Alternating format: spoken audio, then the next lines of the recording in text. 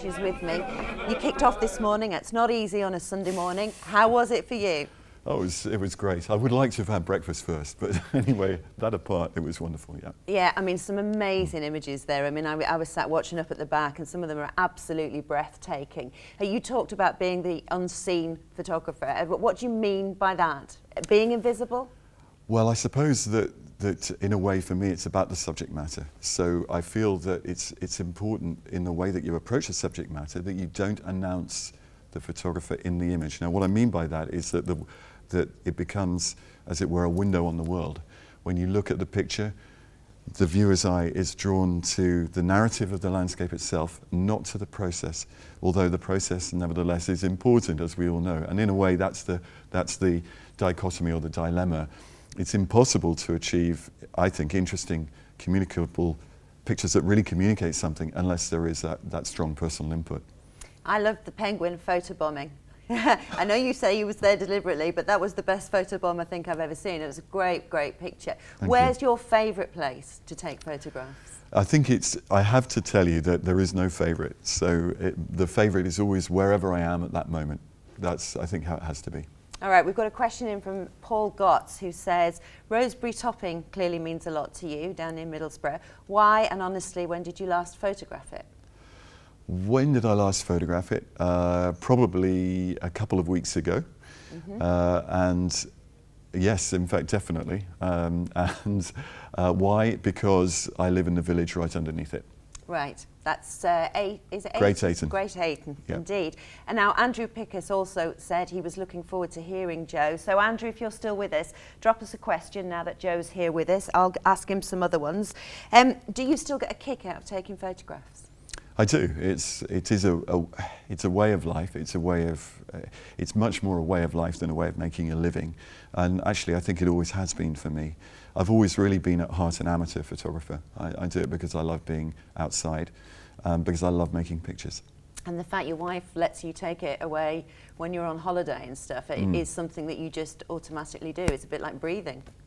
It is, yes, and fortunately the rest of the family have got used to that, and they enjoy photography as well, so it works all around. So do you photograph the family in that as well? Do you take people pictures? I do, yes. The last few of my presentation were of figures in the landscape, and one of them was Tim, and then in my last picture, there's my son Sam is in the image, and his position, where he is in the picture, and his role, he's actually making a photograph himself, is very deliberate. He didn't know I was taking that picture, but trying to use figures more. But I often do photograph the family, yes. Oh, because I got up to the fisherman one, and then I had to scurry down here and get ready and make sure we had some questions and things to ask you, but that's fantastic. So your family take photographs as well then? Well, they do. Chloe's very, very keen now. She's out in Iraq, so she's working for the World Food Programme, and she uses her camera almost every day, I think, doing one thing or another, although she's a writer. And Sam, who is the geologist, he uses his camera a lot, both in his work and also because he loves taking pictures. So do they come to you for advice, or do they think they know better? They most certainly never come to me for advice. Occasionally I might offer it, but yes, you can't really advise your own children, can you? No, absolutely not. I've got two teenagers and I know all about that. You do quite a lot of teaching, don't you, with the photography? Yes. You do bring a scene to life. The ones of the aspen trees was just, it's amazing, and it completely comes to life, and also the one of Hadrian's Wall. Can you teach somebody to do that? Gosh, I wish I could answer that. I think probably not. I think ultimately your role as a teacher or I feel my role is to be a mentor or a guide, and I think you can only give people what they're ready to receive already, and in a sense it's their talent and artistic ability is just lying dormant, and when they're ready, then perhaps you appear. There's an old saying, isn't there, that when the pupil is ready, the teacher appears. And another principle that I subscribe to is that you don't give someone a fish, or you could do, but you only feed them for a day. If you teach them to fish, you feed them for life. And that's really what I feel I'm trying to do, is to guide people to believe in themselves to follow their instincts and to realize that they do have a vision, they have the ability to see. But sometimes you have a lot of barriers to break down. I was going to say, you have to teach them to be able to see themselves and to know where to stand, which, as you said, is extremely important. Yes, and a lot of that is quite simply about organization. It's actually organizing what you see into a way that makes it clear and explicable. And even that isn't straightforward, because there's a great deal to be said for mystery in pictures. Sometimes ambiguity, mystery gives greater meaning and depth to an image. So although clarification might, on the face of it, appear very important, it's not the only thing.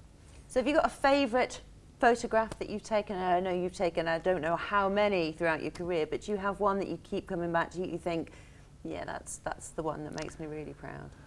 I don't. I mean, I tend to probably subscribe to the "they're all my children" kind of point of view. So I think it'd be wrong to have favourites. There are a number that have been like powerful signposts to me, and the ones that, in a sense, mean the most are those where I've made some kind of personal breakthrough, where I realise in reflection that I discovered something new, or that I fulfilled perhaps a long-running theme, either better or in a way that I never had done before. And we've talked about the digital photography and various people, you know, coming to digital photography. How was it you would describe to me a reluctant convert to digital imaging? Is that fairly accurate? Yes, yes, very much so. And how are you finding that as you use it more? I know you talked about it there a little bit this morning. I still see myself as a photographer, not as a digital photographer or a film photographer, but a photographer. I will use any tool that I feel is appropriate for the job. I mentioned earlier today that I was using a Hasselblad with a film back when I went to Ladakh, and that was interesting because when I got back I had to deal with getting the film and learning experience.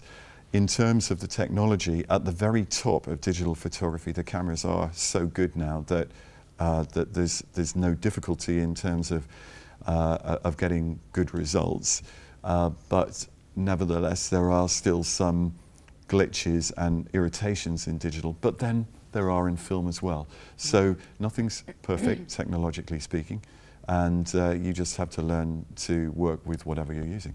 I mean, photography, like television, really is an industry where the technology's moved on and then it suddenly speeds up and so much has changed. I guess you have all the tools there and you just select the ones that you want to use. I mean, when you're talking to people who are starting out or starting to think more about the landscape photography, do you advise them what to use, or do you just let them do their own thing?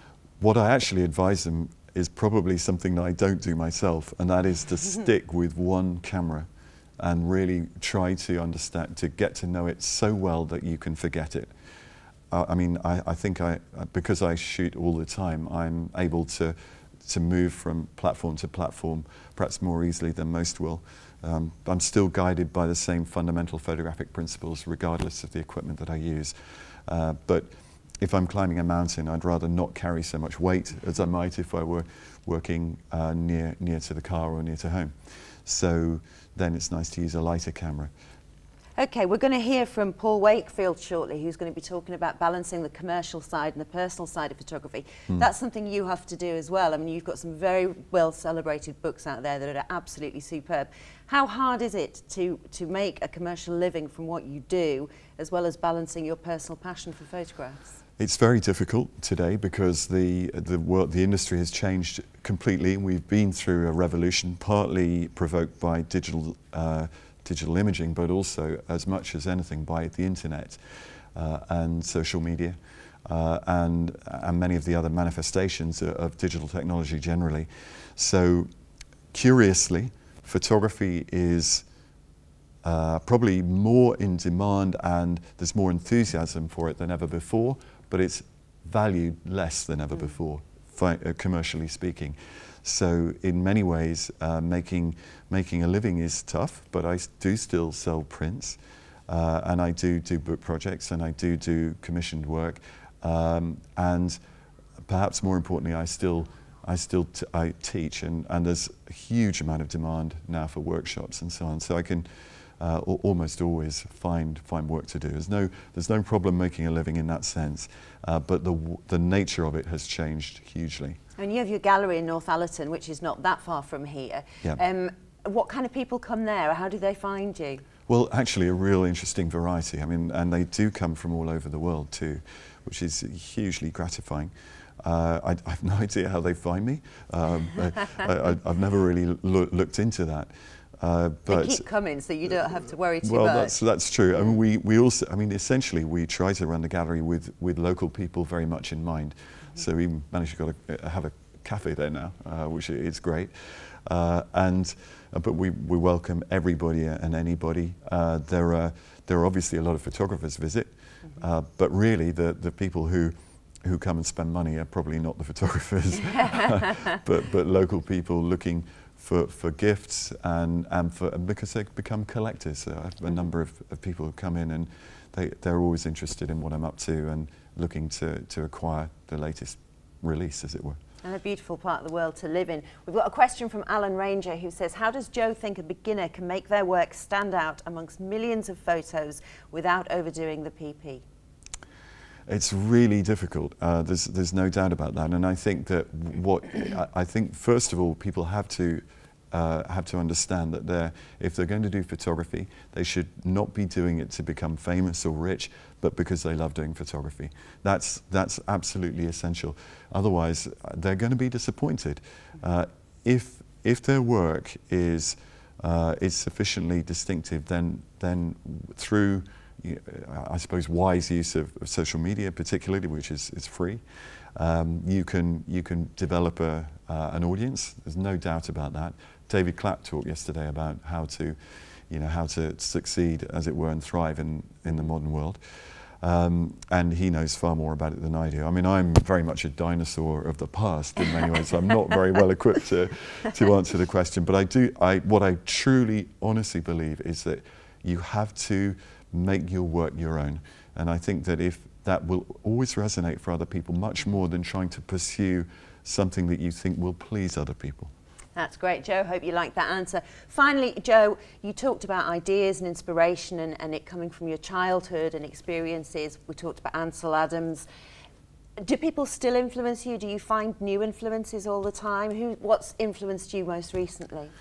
Well, there's the number of photographers who've influenced me is too great to number, but that doesn't mean I try to copy what they do. What I'm trying to do is to absorb the lessons that I learned from them and to then find my own path. But I'm also highly influenced by science. I follow popular science all the time. I'm just fascinated by the world. I think curiosity for the world is probably the most important driver for me personally. And I think, to be honest, it is for most photographers. I've been doing quite a bit more reading than I used to. And recently I've been reading an autobiography about Edward Thomas, the poet, which I found enormously inspiring. And hearing about his life and his exploration of his own creativity, the problems that he had, his relationships with fellow poets and his friends and family. I found that extraordinary. Music is a great source of inspiration and always has been. But how direct an inspiration is impossible to say, but I suppose they're still very important in how I feel about things, and then that drives how the ideas unfold. Joe, it's been an absolute privilege being able to talk to you. I hope you've all enjoyed it in our 20 or so countries where we're streaming live. It's day 2 of the onLandscape Meeting of the Minds Landscape Photography Conference. That was Joe Cornish. Paul Wakefield is up on stage next and I'll be speaking to him. So if you've got any questions, #onland. Thank you for all your questions this